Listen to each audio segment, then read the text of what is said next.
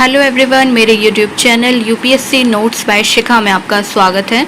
दोस्तों, हम बात कर रहे थे राष्ट्रीय आंदोलन के प्रथम चरण के विषय में। आज हम आपको दिल्ली दरबार प्रथम, दिल्ली दरबार द्वितीय और दिल्ली दरबार तृतीय के विषय में बताएंगे। इसके अलावा हार्डिंग बम कांड, प्रथम विश्व युद्ध और भारतीय राष्ट्रीय आंदोलन आदि के विषय में भी जानकारियाँ देंगे।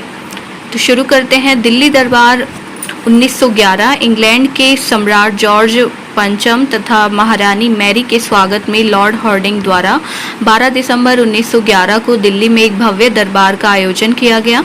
इसी दरबार में बंगाल विभाजन रद्द करने की घोषणा की गई तथा बंगाल प्रांत का पुनर्गठन किया गया, जिसमें सिलहट के अतिरिक्त सिलहट को छोड़कर सभी बंगाली भाषी इसमें शामिल किए गए। असम को उसकी पूर्व स्थिति के अनुसार एक नए प्रांत के रूप में गठित किया गया तथा सिलहट को भी असम में शामिल किया गया।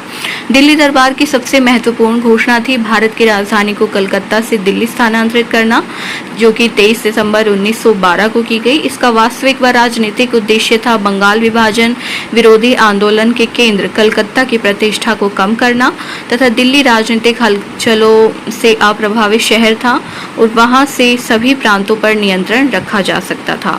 तो ये दो महत्वपूर्ण कारक थे जिसकी वजह से उन्होंने कलकत्ता से राजधानी को दिल्ली स्थानांतरित किया 23 दिसंबर 1912 को। प्रथम दिल्ली दरबार का आयोजन लॉर्ड लिटन के कार्यकाल में 1877 में किया गया। इसमें इंग्लैंड की महारानी विक्टोरिया को भारत की साम्राज्ञी घोषित करने के साथ ही उसे कैसर-ए-हिंद की उपाधि भी दी गई।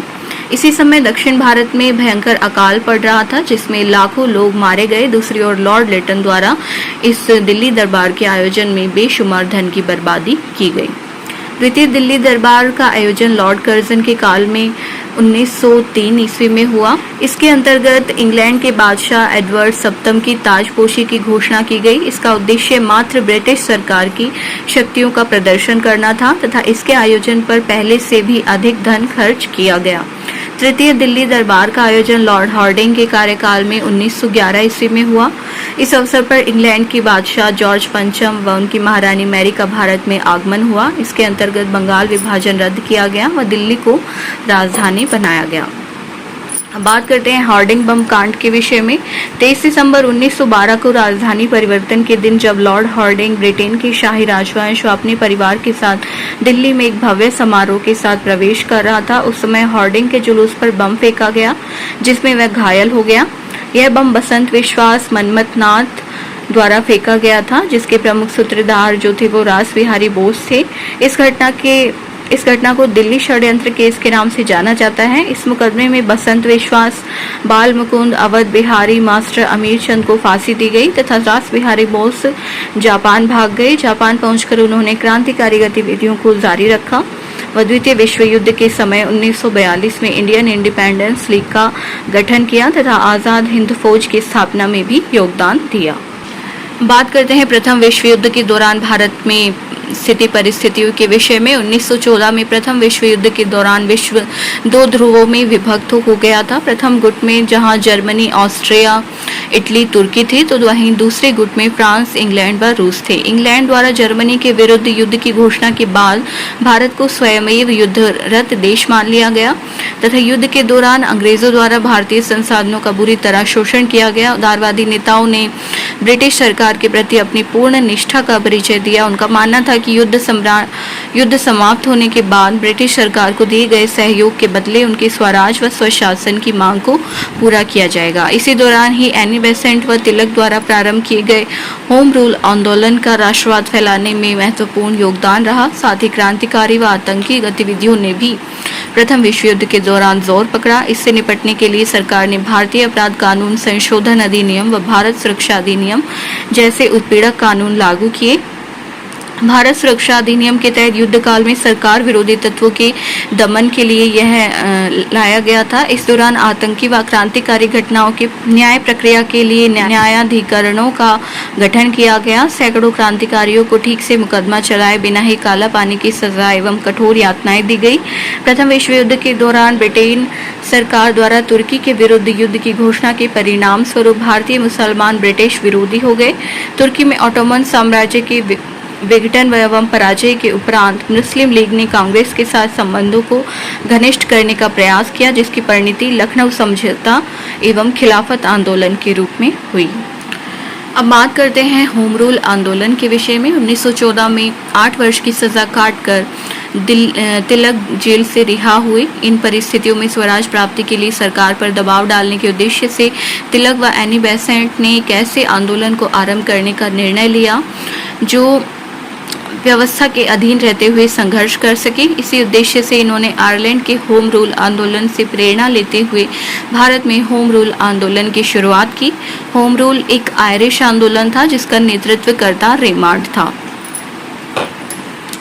अब बात करते हैं तिलक के होम रूल लीग के विषय में। अप्रैल 1916 में तिलक ने पूना में Akhil Bharatiya home rule league की स्थापना की, जिसके अध्यक्ष जोसेफ बैप्टिस्टा एवं सचिव एनसी केलकर थे। इसका कार्य क्षेत्र महाराष्ट्र, मुंबई को छोड़कर संपूर्ण महाराष्ट्र, कर्नाटक, मध्य प्रांत व बरार तक फैला था। तिलक ने मराठी भाषा में केसरी और अंग्रेजी भाषा में मराठा नामक पत्रों के माध्यम से होम रूल का प्रचार किया।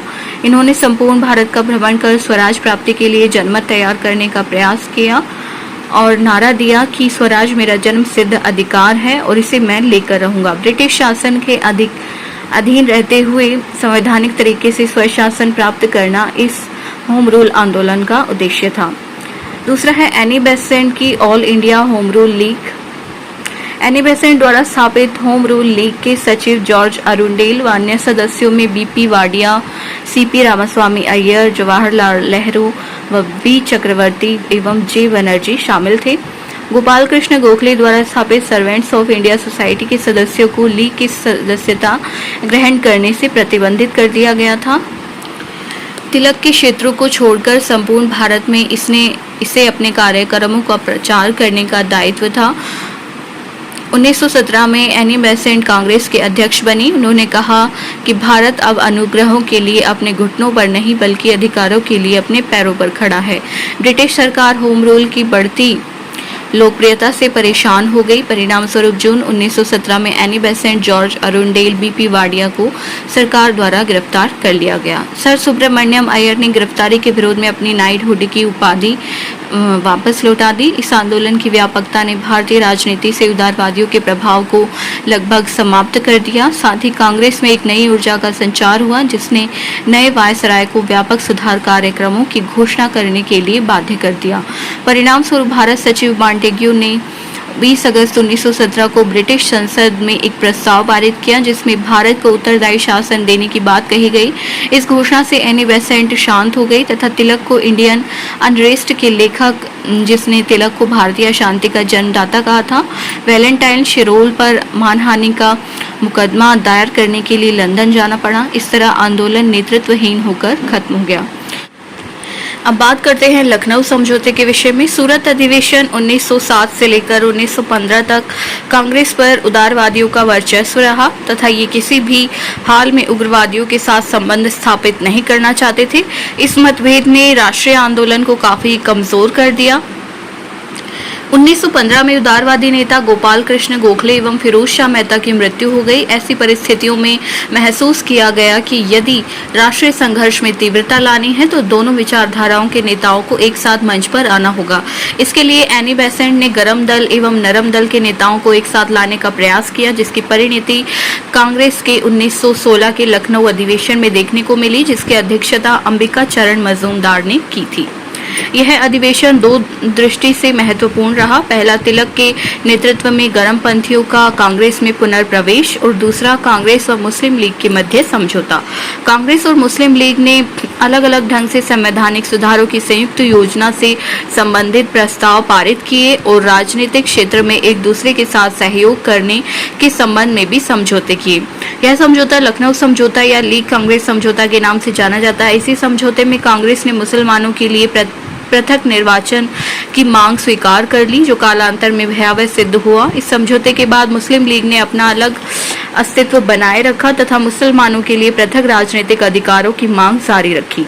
असहयोग आंदोलन के स्थगित होते ही यह समझौता भंग हो गया तथा कांग्रेस और मुस्लिम लीग एक दूसरे के प्रतिद्वंदी हो गए।